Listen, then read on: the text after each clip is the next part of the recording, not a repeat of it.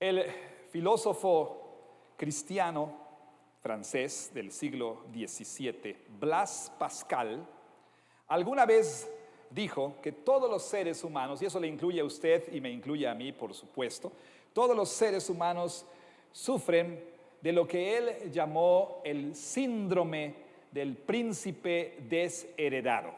El síndrome del príncipe desheredado.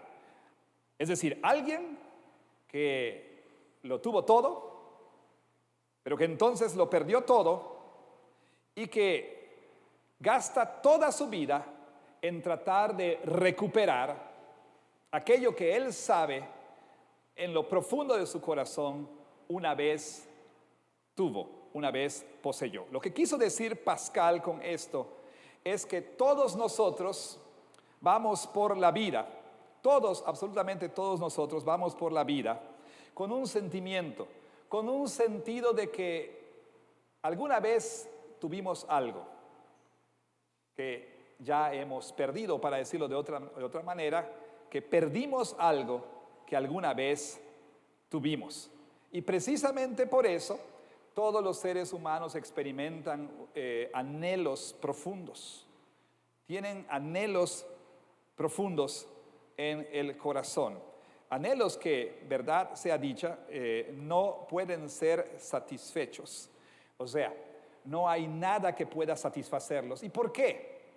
¿Por qué no hay nada? Absolutamente nada. Digo, ni siquiera el dinero, placer, posesiones, romance, sexo, poder, popularidad, belleza física, etcétera, etcétera. ¿Por qué nada de esto puede satisfacer los deseos, los anhelos tan profundos que todo ser humano experimenta? Bueno, porque como C.S. Lewis alguna vez dijo, si yo encuentro en mí mismo un deseo, ¿sí? Un deseo que ninguna experiencia en este mundo puede satisfacer, la única explicación entonces es que yo fui hecho para otro mundo.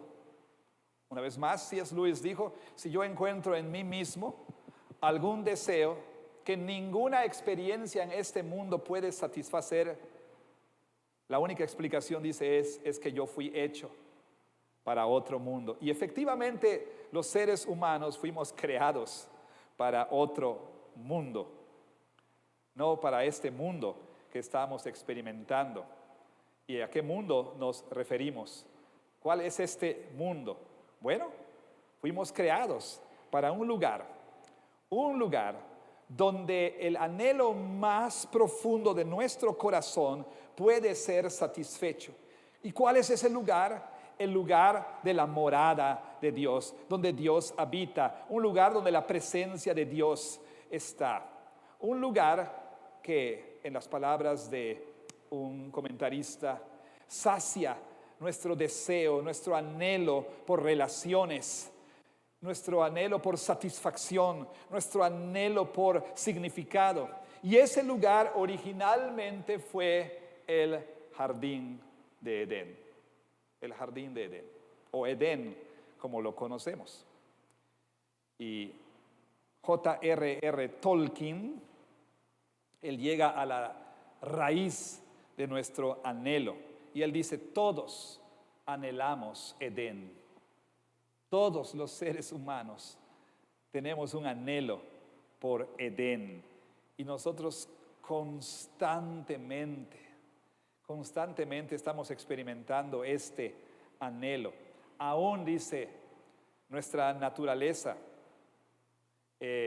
aún cuando ésta esté en su mejor versión posible, aún cuando esté menos corrompida, aún cuando sea más gentil y más humana, nuestra naturaleza, dice Tolkien, está empapada con un sentido de exilio. O sea, los seres humanos vivimos la vida sintiéndonos como exiliados, como que estamos fuera, ¿sí?, del lugar a donde pertenecíamos.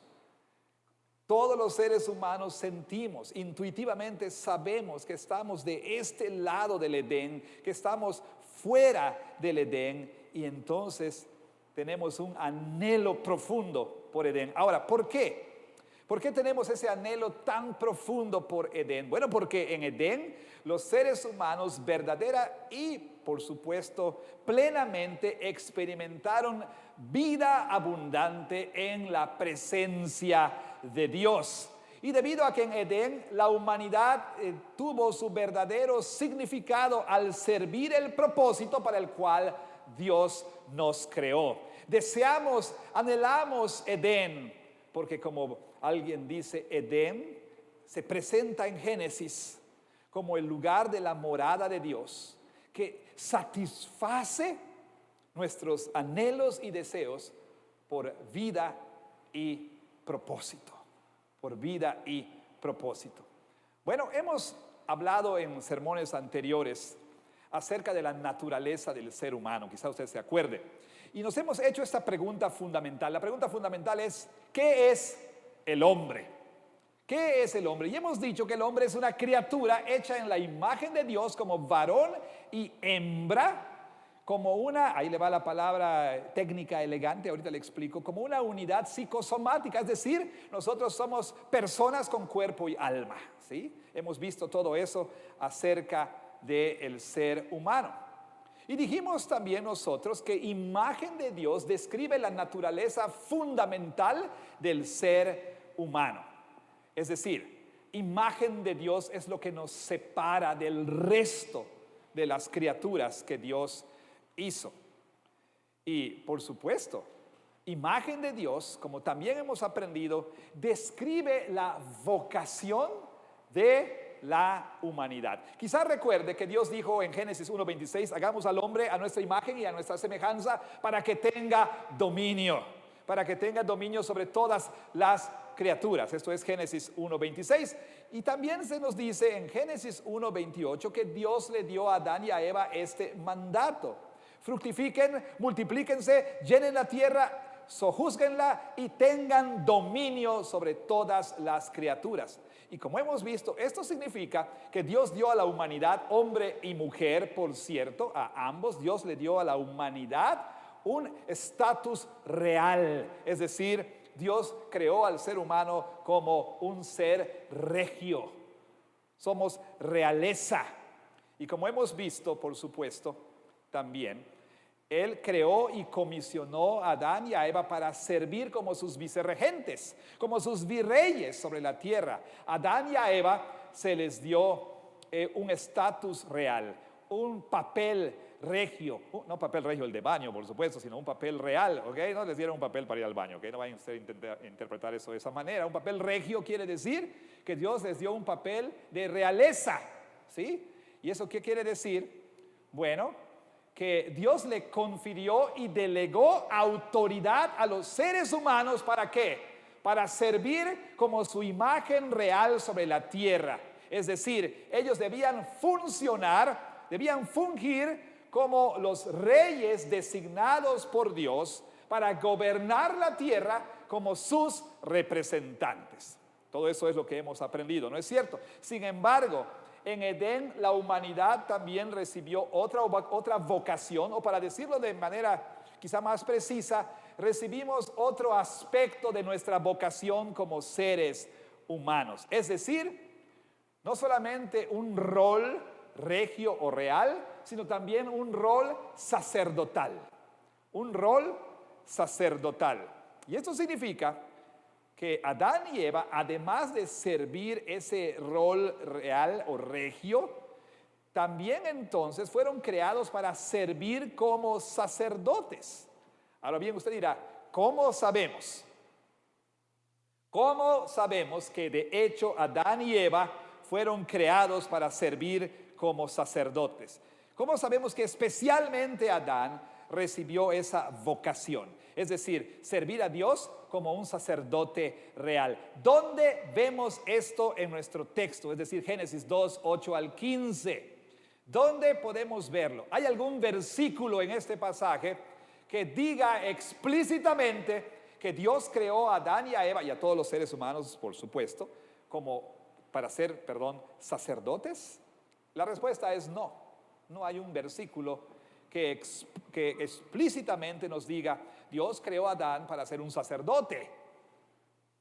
Si bien no encontramos una mención explícita, el concepto está allí. De la misma manera, nosotros no encontramos la palabra Trinidad en la Biblia, pero el concepto está allí.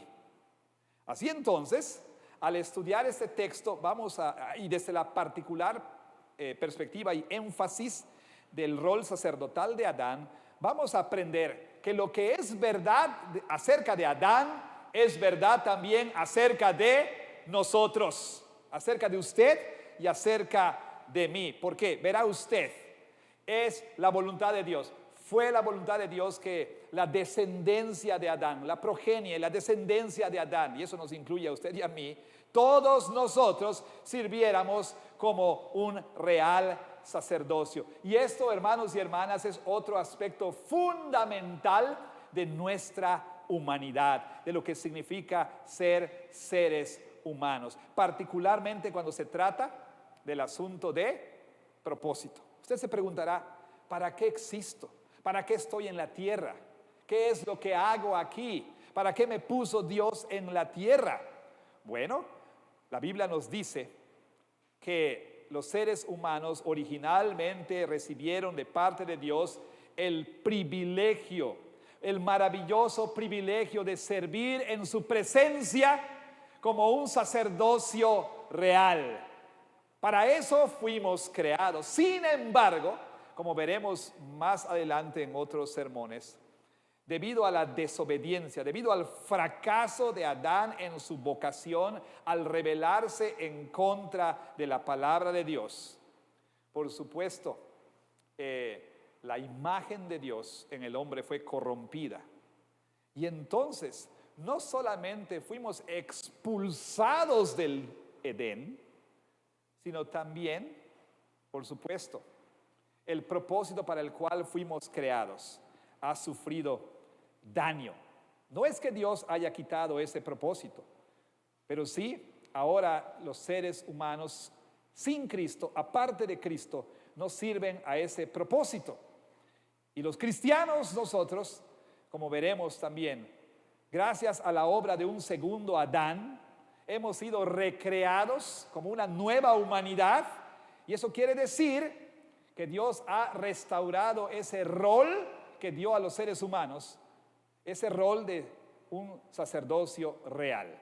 Por lo tanto, cristianos, creyentes en Cristo, como la humanidad redimida en Cristo, debemos servir el propósito para el cual fuimos creados. Debemos servir como el sacerdocio real de Dios. Usted debe vivir su vida como un sacerdote, ¿sí? Como un sacerdote. Y usted dirá, ¿qué quiere decir eso? Bueno, un momento más le diré. Debemos servir como sacerdocio real de Dios. ¿Por qué? Porque esa es la vocación que Dios nos dio en el jardín de Edén. Para eso fuimos creados. Ahora, la pregunta es cómo este texto nos enseña esta verdad fundamental acerca de la humanidad. Vaya, ¿dónde vemos nosotros que los seres humanos fueron creados para servir como un sacerdocio real en presencia de Dios? Bueno, este texto nos presenta, nos muestra por lo menos dos razones por las cuales podemos concluir que de hecho fuimos creados para servir como un sacerdocio real. Y lo hace mostrándonos en primer lugar que el jardín de Edén fue el templo original. El jardín de Edén fue el templo original. Versículos 8 hasta el 14, vamos a ir viendo esto. Vea usted, por favor, que se nos dice en nuestro texto, mejor dicho, en nuestro texto, el jardín de Edén es presentado no como un mero hermoso jardín, sino como un santuario. Es decir, un lugar donde Dios habita. ¿Qué dice Moisés en el versículo 8? Nos dice que el Señor plantó ¿qué? Note por favor, versículo 8. Dios plantó un huerto o jardín en Edén al oriente. ¿Sí? Dios plantó un huerto o jardín en Edén al oriente. Aquí hay tres menciones topográficas, o sea, tres lugares geográficos que vale la pena mencionar rápidamente. Primero que nada nos dice que el Señor plantó ¿qué? Un huerto, un jardín. Es interesante que la palabra hebrea para jardín viene de un verbo que significa poner un cerco a un terreno. Cerrar por medio de una cerca, poner un vallado alrededor de algo. Y esto quiere decir que este lugar, el jardín de Edén, era un área cerrada, cercada y protegida. Ahora, es interesante que tanto la versión griega del Antiguo Testamento, la llamada Septuaginta, y la versión latina de la Biblia, la Vulgata latina, ambas versiones traducen la palabra para jardín como paraíso. ¿Sí?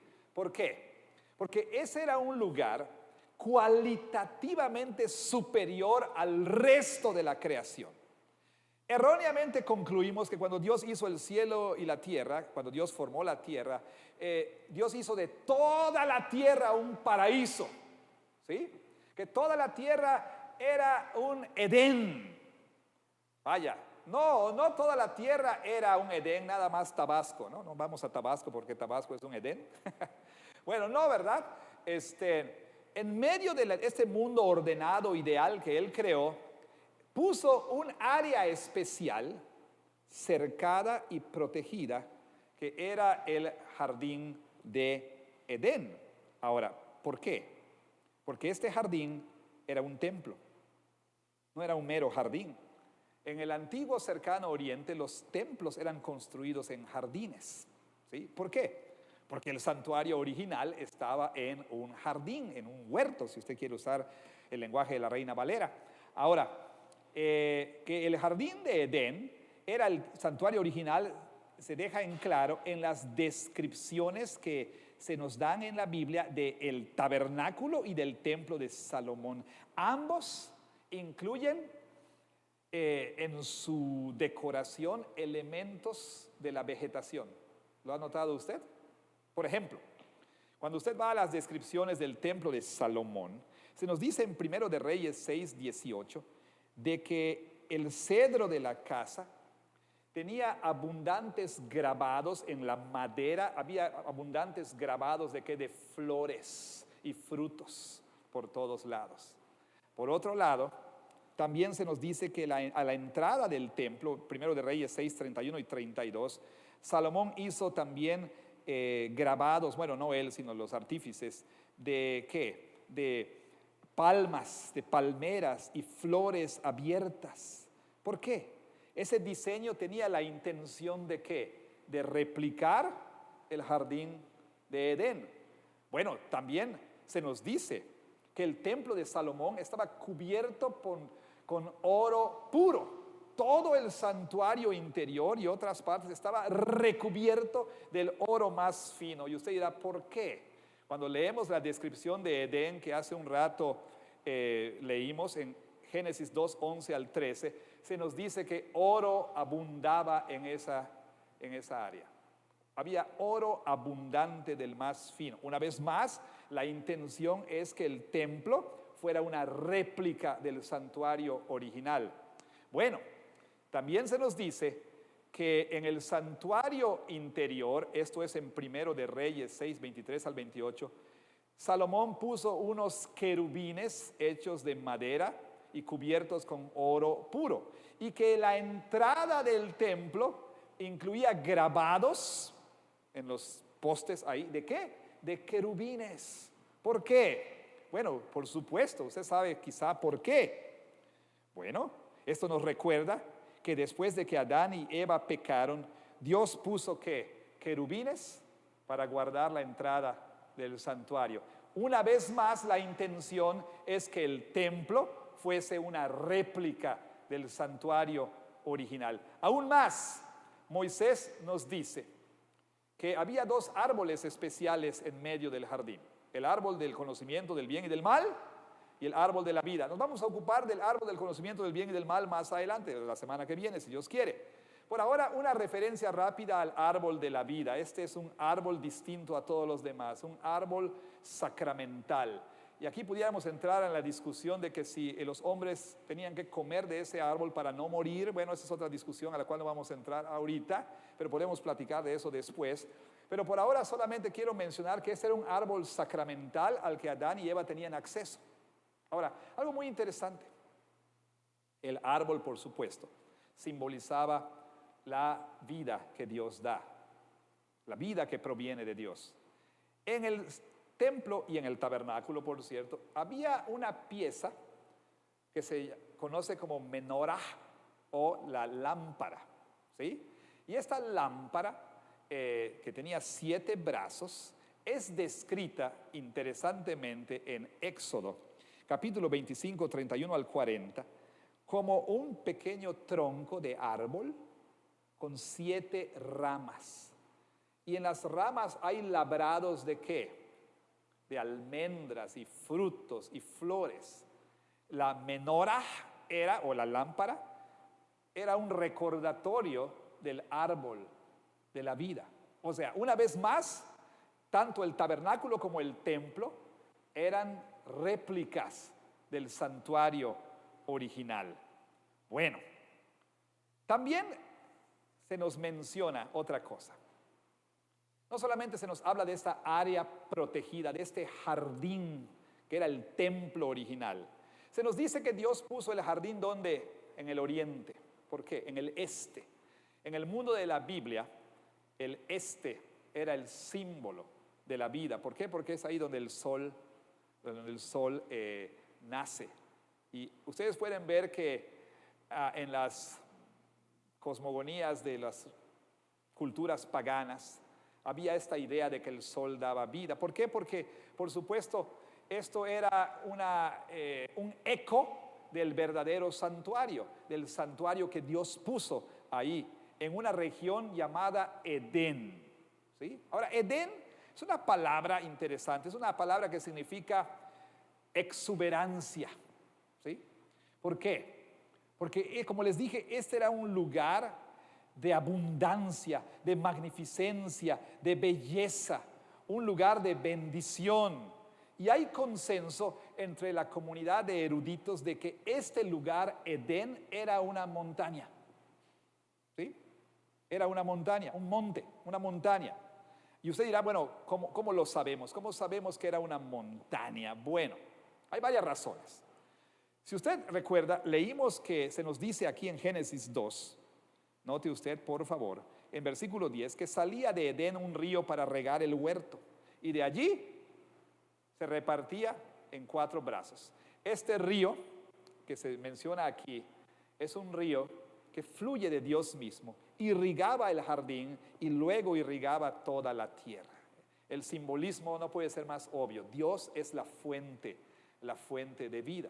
Ahora, interesantemente, podemos nosotros notar que más adelante Ezequiel tiene una visión, en Ezequiel 47, de un templo que Dios pues construiría en el futuro. De ese templo, dice, sale un río de vida que a su paso vivifica todo, vivifica el desierto y plantas brotan.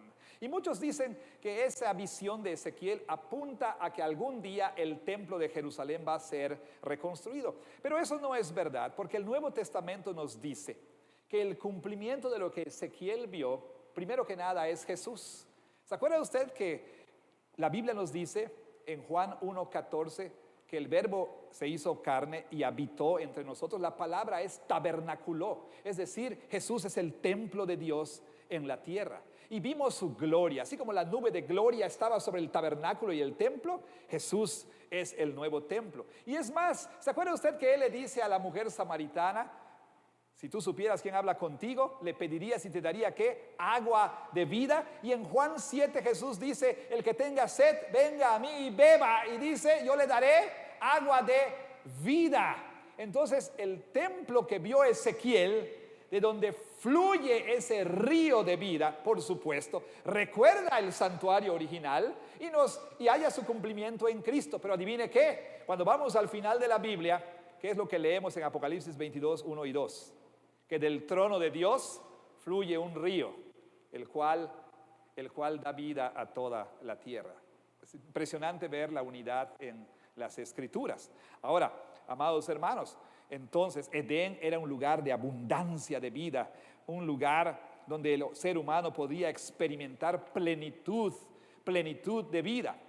Y dijimos que entonces Ezequiel nos dice también que obviamente este templo que Ezequiel ve nos recuerda el templo de Edén. Pero en Ezequiel 28 también nos dice en versículos 13 y 14 que Edén era un monte. Ahí se nos menciona: tú estabas en Edén, en el jardín de Dios, en el santo monte de Dios. O sea, Ezequiel dice que el jardín de Dios estaba en el santo monte de Dios. Y muy probablemente ese monte es el monte Sión, donde Jerusalén está. Ahora bien, quizá usted recuerde, por supuesto, que todas las culturas, incluyendo los mayas, por ejemplo, construían pirámides, ¿no es cierto? Y sobre las pirámides, sobre esa estructura, ¿qué es lo que siempre hay encima de las pirámides? Un templecito. Un templecito. Los paganos creían que los dioses aparecían en los montes, ¿sí? Y por eso hacían sus propios montes, o sea, sus pirámides.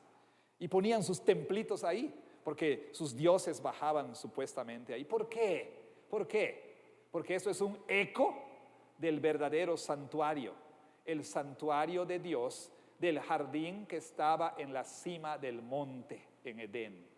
¿De acuerdo? Entonces, una cosa más que quiero mencionar aquí. ¿Cómo sabemos que Edén era un santuario? ¿Cómo sabemos que Edén era un templo? Génesis 3:8 describe a Dios caminando en el templo, ¿sí? Y Dios caminaba o se paseaba por el jardín. La misma palabra que se usa ahí aparece en Levítico 26:12, donde Dios promete caminar entre ellos y ser su Dios. Y en Deuteronomio 23:14, Dios le manda a los israelitas guardar santo su campamento. ¿Por qué? Porque Él camina en medio del campamento. Y en 2 de Samuel 7, el Señor dice que Él había estado caminando en una tienda. O sea, cuando Génesis dice que Dios caminaba en el jardín de Edén, pues se está refiriendo a que Dios habitaba en su santuario, en su templo. Entonces, todo esto nos dice que el jardín de Edén era el santuario original, el templo real de Dios, la morada de Dios. Ahora bien, versículo 8, ¿qué dice el versículo 8? Que Dios puso al hombre que había formado, ¿dónde? En el jardín. Primero que nada, por supuesto, para que el hombre pudiera disfrutar abundancia de vida y plenitud de gozo en la presencia del Señor. Es ahí donde pertenecemos, hermanos. Y es lo que todo ser humano anhela. Todos sabemos que no hay vida fuera y lejos de Dios. Pero tercamente el ser humano, a pesar de que tiene este anhelo tan intenso por Edén, por estar en el lugar de la morada de Dios, por estar en presencia de Dios, el ser humano pecaminosamente trata de hacer sus propios Edenes, que lo dejan todo el tiempo insatisfecho, frustrado, desilusionado. ¿Por qué? Porque como dice Agustín, tú nos creaste para ti mismo y nuestros corazones están inquietos hasta que no reposan en ti, hasta que no descansan en ti. Oh, hermanos, la realidad es que deseamos Edén. ¿Por qué? Porque fuimos creados para estar en la presencia de Dios. Es por eso que el salmista dice en el Salmo 16, en tu presencia hay plenitud de gozo. Y fíjese cómo lo pone el Salmo 36, versículos 7 al 9. Vayamos ahí un momento, por favor, si tiene usted su Biblia. Salmo 36, versículos 7 y 9. Dice así la palabra de Dios: cuán preciosa, oh Dios, es tu misericordia. Por eso los hijos de los hombres se amparan bajo la sombra de tus alas. Serán completamente saciados de la grosura de tu casa, una imagen de abundancia. Y tú los abrevarás del torrente de tus delicias. ¿Sabe cuál es la palabra literal ahí que se traduce como delicias? Edenes. ¿Sí? Edenes. Entonces, porque contigo está el manantial de la vida. O sea, aquí se nos presenta en una manera reminiscente de Edén, que nos recuerda a Edén, que hay plenitud de bendición en la presencia de Dios. Para eso fuimos creados, para estar en presencia de Dios. Los cristianos últimamente sabemos que el verdadero templo es Jesús, ¿sí? Jesús mismo, quien hizo su tabernáculo entre nosotros. Jesús es la presencia de Dios con nosotros. Él es el templo del cual agua de vida fluye. Él es el reposo de Edén. Él es Dios con nosotros. Y la iglesia, hermanos, en virtud de que somos el cuerpo de Cristo, la iglesia ahora es el templo espiritual de Dios. Pero algún día, la Biblia nos dice que el tabernáculo de Dios vendrá a estar con nosotros. Y Dios mismo estará con nosotros como lo estuvo con Adán en el santuario original. Y Dios estará con nosotros y será nuestro Dios. Y viviremos y disfrutaremos de la plenitud de su presencia para siempre. Y es allí entonces donde nosotros pertenecemos y es lo que nuestro corazón anhela, no creyente, el anhelo de su corazón es precisamente Edén, estar en presencia de Dios, estar en el santuario de Dios, pertenecer a Dios. Y usted puede recuperar esto si usted cree en Cristo. En Cristo usted entonces podrá disfrutar la vida abundante y el gozo que Dios da a aquellos que viven en su presencia. Bueno, el jardín de Edén fue el santuario original, por cierto, y Dios puso a la humanidad allí para disfrutar la bendición de su presencia, pero también puso al hombre para otra razón, por otra razón. ¿Cuál? Servir al propósito por el cual creó a la humanidad. Y esa es otra razón por la que creemos que Adán fue creado como sacerdote. Segunda razón para el sacerdocio de Adán y de todos nosotros. Número 1, dijimos, Edén fue el santuario original.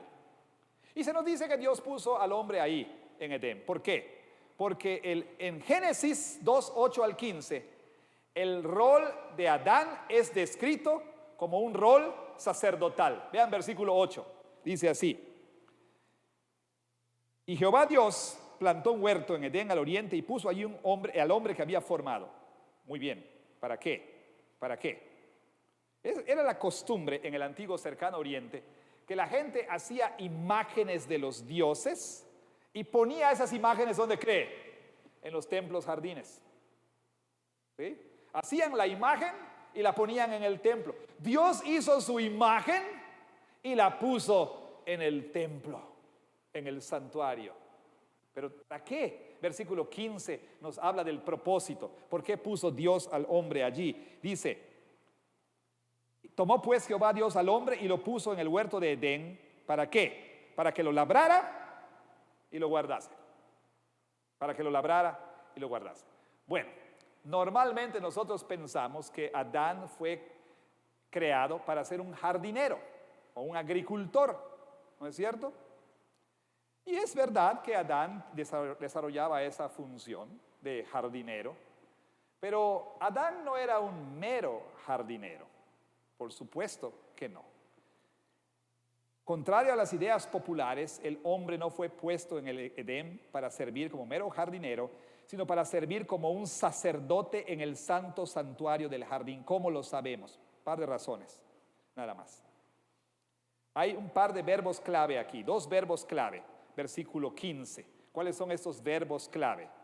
Para que lo labrara, primero, y para que lo guardase.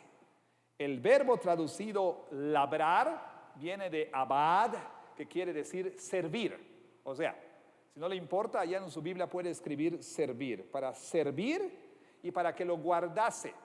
¿Qué quiere decir guardar? Bueno, por supuesto, esto viene del verbo shamar, que nos da la idea de guardar, obedecer, pero de servir como un guardián. Moisés dice que Adán debía servir y guardar el santuario. Debía ser un siervo y un guardia en el santuario. O sea, la obra de Adán no era mera jardinería. Es verdad que Adán sería un jardinero. ¿Por qué? Porque los sacerdotes en el antiguo cercano oriente hacían función de jardineros. ¿Por qué? Porque los templos estaban en jardines. Pero estas dos palabras, abad y shamar, en el versículo 15, Abad y Shamar, cuando se usan juntas, describen, ¿qué cree usted? Los deberes de quién cree usted? De los levitas, de los sacerdotes de Israel. O sea, por ejemplo, mire usted, en Números 18, 5 y 6, y guardarás el santuario y el altar. Y luego más adelante nos dice, ellos son un don de Dios para ti, dados por el Señor para hacer el servicio del tabernáculo. ¿Quién es un don de Dios? Los levitas. ¿Qué debían hacer los levitas según Números 18, 5 y 6? Guardar, ser guardias del santuario, ser guardias, debían servir como guardias. En 1 de Crónicas 9, 17 al 27 se nos dice que los sacerdotes se les manda ser guardianes del santuario. Verá usted, ¿ha visto usted algunas fotografías de la puerta de la entrada al Vaticano? Hay unos guardias ahí que tienen un trajecito no muy intimidante que digamos, ¿verdad? Pero ahí están en la puerta. Bueno, los levitas eran guardianes del santuario, eran sacerdotes y guardianes reales. Los levitas estaban puestos, algunos de ellos, a la puerta del tabernáculo y del templo para evitar que algo inmundo entrara al santuario y contaminara el santuario. Bueno, vea usted, Adán fue puesto en Edén ¿para qué? Para guardar el santuario. Fue puesto como un sacerdote para guardar el lugar santísimo de Dios. Así que esa es la primera razón por la que podemos entender que el rol sacerdotal de Adán es descrito así en Génesis 2. Una segunda y última razón para afirmar esto. Vea usted lo que dice Ezequiel 28, 13 al 18. No lo vamos a leer todo, pero este pasaje muchos de ustedes lo conocen. Y lo conocen porque normalmente el pasaje se nos presenta como describiendo la caída de Satanás. Ezequiel 28. Pero la verdad es que Ezequiel 28 es un lamento por la caída del rey de Tiro, que se presenta en una manera que nos recuerda la caída de Adán. Y si tiene Ezequiel 28, 13 en adelante, usted verá algunas referencias interesantes. Primero note, versículo 13 dice, tú estabas en el jardín de Edén. Luego el versículo 13 nos da una lista de piedras preciosas y se describe a Adán ahí vistiendo una túnica sacerdotal. ¿Sabe qué es interesante? Cuando usted tenga tiempo, hágalo. Las piedras que se mencionan en Ezequiel también se encuentran en la lista de piedras preciosas de Génesis 2 que habían en Edén. Y ¿sabe usted? Esas piedras se encuentran en otro lugar. ¿Sabe dónde? En el pectoral del sumo sacerdote. O sea, a Adán se le presenta en Ezequiel 28 como un sacerdote vistiendo una ropa sacerdotal. Versículo 14 y versículo 16 llama a Adán un querubín protector. ¿Por qué le llama querubín? Porque era así como que tenía mejillas rosáceas apretables. Oye, eres un querubín, ¿no? ¿Por qué le llama querubín? Bueno, precisamente porque Adán era un ser angelical. No, porque Adán tenía la función de ¿qué? ¿Se acuerda? De guardar el santuario. ¿Qué tiene que ver con los querubines? Bueno, cuando Adán fracasó, fue reemplazado ¿por quién? ¿Por quiénes? Por querubines.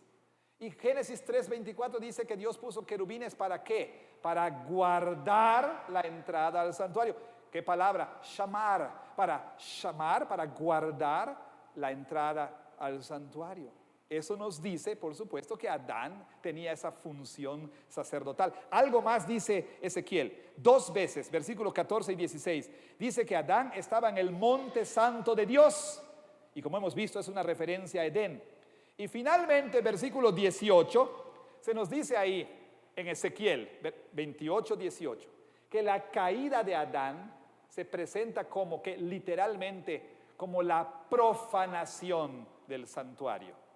¿Qué hizo Adán cuando pecó? Profanó el santuario. El sacerdote que debía guardar la santidad del santuario, profanó el santuario de Dios. Bueno, ustedes saben que todo esto entonces, hermanos, describe el rol sacerdotal de Adán en Edén. Adán fracasó, como he mencionado, en su deber sagrado como sacerdote, su deber sagrado de guardar el santuario. Adán le permitió a un ser perverso, maligno, inmundo y nefasto entrar al santuario. ¿Se acuerda que le dije que Edén era un área cerrada y protegida con una sola entrada mirando al este? Adán tenía que proteger el santuario como sacrosanto y le permitió a esta serpiente inmunda entrar, le permitió tener un diálogo con su mujer en lugar de cumplir su función sacerdotal de proteger, guardar y preservar la santidad del santuario. O sea, la caída de Adán y Eva comenzó con el fracaso de Adán de llevar a cabo su rol sacerdotal. Pero ¿sabe usted?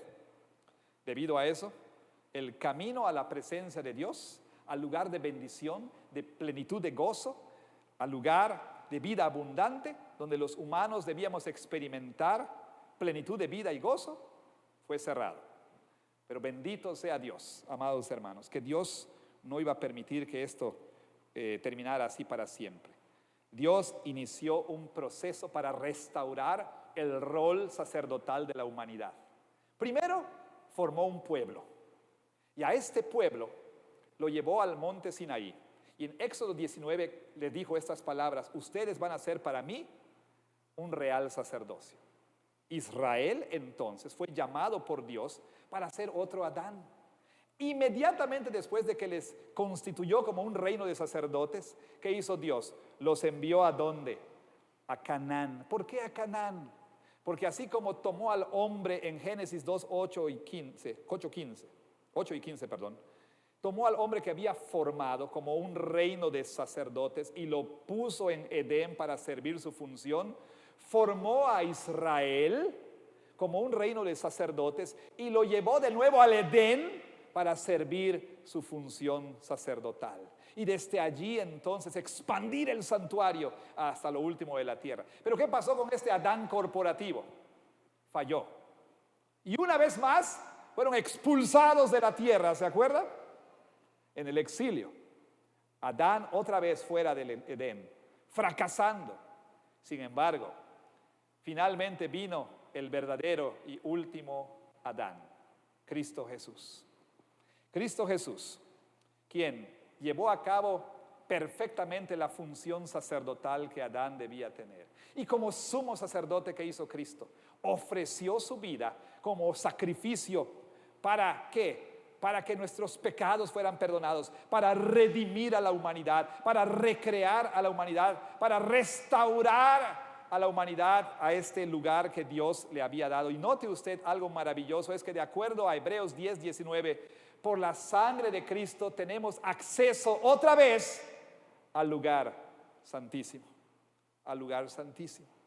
Y sabe usted, Cristo Jesús ha conformado una nueva humanidad, la cual es llamada en primera de Pedro 2:9, ¿qué? Mas ustedes son ¿qué? Real sacerdocio.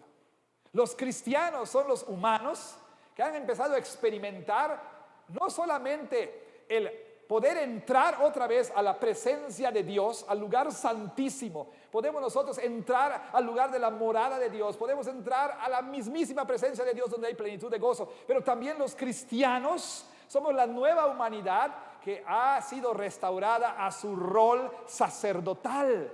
Somos el real sacerdocio. Hermano, cuando usted viene a la iglesia, usted viene a un templo espiritual, no a este templo. El verdadero templo es Jesús. Y su iglesia, su cuerpo, es este templo espiritual que está en construcción. Y ¿qué viene usted a hacer a este lugar? Somos un real sacerdocio que viene a ofrecer sacrificios espirituales. ¿Venimos a expiar nuestros pecados?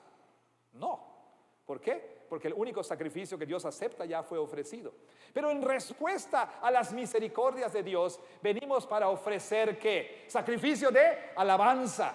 Venimos para ofrecer el sacrificio de nuestra propia vida como una ofrenda a Dios. Usted como sacerdote le ofrece el sacrificio vivo de su propia vida como una ofrenda espiritual. Eso quiere decir que toda nuestra vida debe ser ofrecida en servicio a Dios. Eso quiere decir que nuestra vocación, si somos pastores o maestros, o si somos trabajadores o amas de casa o estudiantes, lo que seamos, toda nuestra vida debe ser ofrecida en servicio a Dios. ¿Por qué? Porque usted y yo somos el real sacerdocio.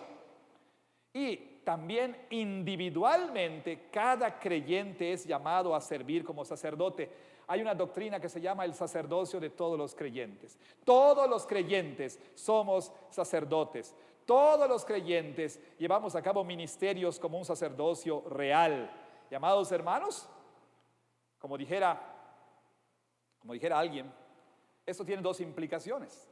Si somos sacerdotes, debemos nosotros como cristianos vivir sacrificialmente por otros.